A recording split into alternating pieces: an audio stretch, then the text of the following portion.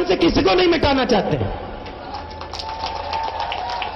जो BJP RSS के लोग हैं उनको भी हम नहीं मिटाना चाहते हैं, मगर हम उनसे यह जरूर कहेंगे कि आपकी विचारधारा है, उससे आप अपनी जिंदगी जियो, उससे आप अपना काम करना चाहते हो आप करो, मगर आपकी विचारधारा आप अरुणाचल प्रदेश पे, मणिपुर पे, बाकी प्रदेशों पे नहीं डाल सकते हो, हम नहीं डालने देंगे।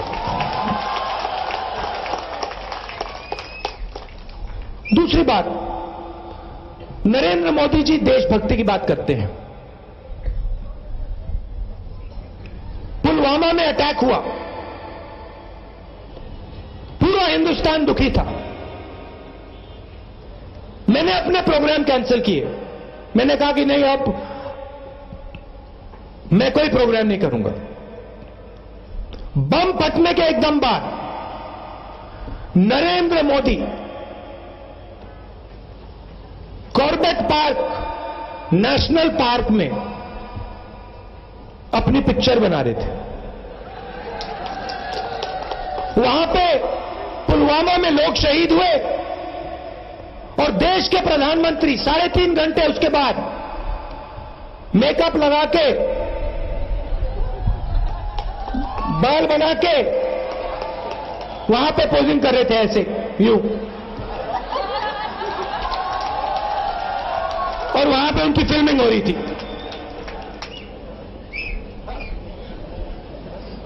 कुछ दिन पहले मैं असम गया था और अरुणाचल के जिन युवाओं पे गोली चली उनसे मैं जाके मिला।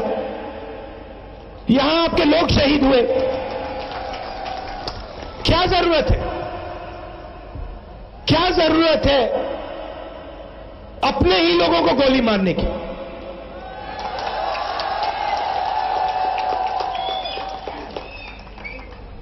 क्या हम अपने लोगों से बात नहीं कर सकते हैं? क्या हम अपने लोगों से प्यार से बात नहीं कर सकते हैं? क्या गोली मारने की जरूरत है? तो इनकी विचारधारा है, अगर कोई इनकी बात नहीं मानता है तो वो उसको कुचलने की कोशिश करते हैं, मगर ये समझते नहीं है कि वो हिंदुस्तान को, नॉर्थ ईस्ट को नहीं कुचल सकते, कोई नहीं कुचल सकता। क्योंकि हिंदुस्तान की जो सेंटिमेंट है, हिंदुस्तान की जो सोच है, भाईचारे की सोच, प्यार की सोच, वो हिंदुस्तान के हर व्यक्ति के दिल में है, उसको निकाला नहीं जा सकता। मोदी जी आते हैं, जहां भी जाते हैं झूठे वायदे कर जाते हैं। आपसे कहा था 2 करोड़ युवाओं को रोजगार दूंगा। 45 साल से सबसे ज्यादा बेरोजगारी आज हिंदुस्तान में है।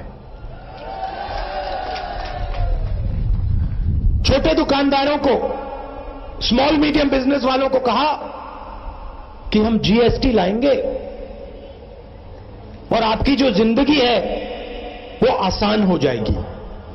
भाषणों में कहा नरेंद्र मोदी, जीएसटी लाएंगे, एक हिंदुस्तान, एक टैक्स, आसान, कम से कम टैक्स। 12 बजे रात को नरेंद्र मोदी जी ड्रामा करके जीएसटी लाते हैं। देश की जनता को पता लगता है जीएसटी का मतलब गब्बर सिंह टैक्स। जो पैसा आपके जेब में था, आपका पैसा, वो भी निकाल के ले गए। कहा था कि भैया हम आपको पैसा देंगे, रोजगार देंगे, और आपके जेब में जो था वो भी उठा के ले गए। 5 अलग अलग टैक्स आज तक, वो तो है, आज तक किसी को नहीं मालूम ये गब्बर सिंह टैक्स क्या है, कैसे भरा जाता है, क्या करना है। तो हमने निर्णय लिया है 2019 में जैसे ही हमारी सरकार बनेगी, गब्बर सिंह टैक्स को हटा के हम आपको जीएसटी दे देंगे। एक जीएसटी, साधारण जीएसटी, कम से कम टैक्स, 5 अलग अलग टैक्स नहीं। यह काम कांग्रेस पार्टी कर सकती है, हम जानते हैं कैसे करा जाता है। उससे पहले पता नहीं क्या होता है, नरेंद्र मोदी जी पता नहीं क्या हो जाता है, उनको दिमाग में पता नहीं क्या टेंशन आ जाती है। 8 बजे रात को एक दिन टीवी पे आते हैं, फिर से मतलब पूरा सेट करके कहते हैं, मित्रों 500 रुपए का नोट और 1000 रुपए का नोट मैं रद्दी कर रहा हूं। 500 रुपए का नोट, 1000 रुपए का नोट हिंदुस्तान में नहीं चलेगा।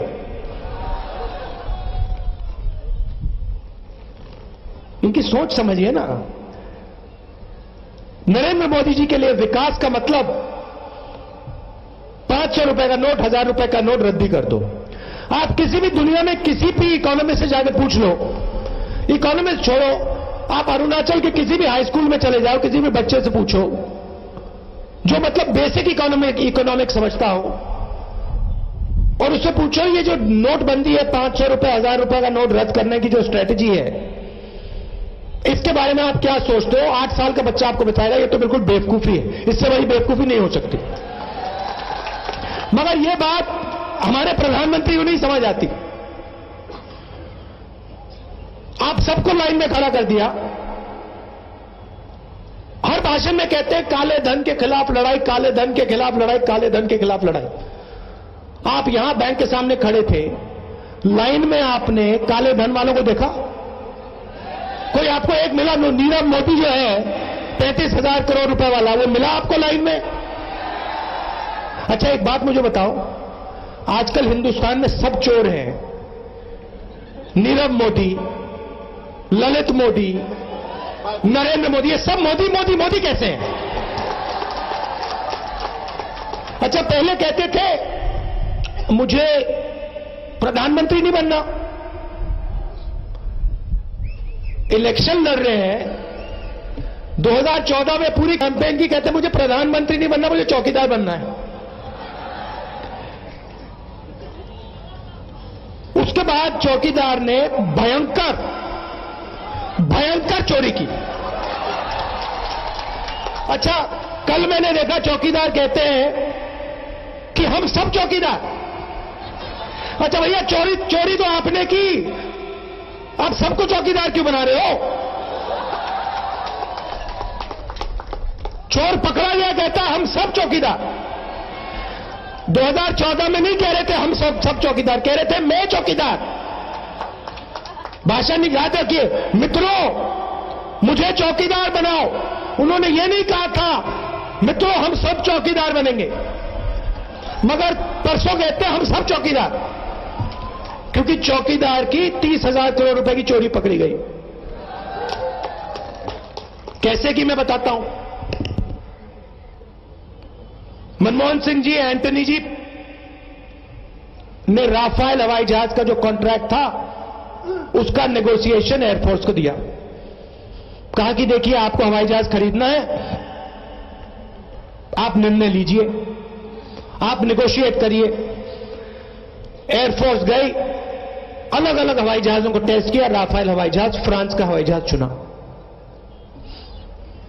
प्रधानमंत्री मनमोहन सिंह जी ने उनसे 2-3 चीजें कही। कम से कम दाम पे खरीदना है, हिंदुस्तान एरोनॉटिकल लिमिटेड सरकारी कंपनी है, उसे कॉन्ट्रैक्ट देना है, हिंदुस्तान में हवाई जहाज बनाएंगे, हाई टेक्नोलॉजी का हवाई जहाज बनेगा,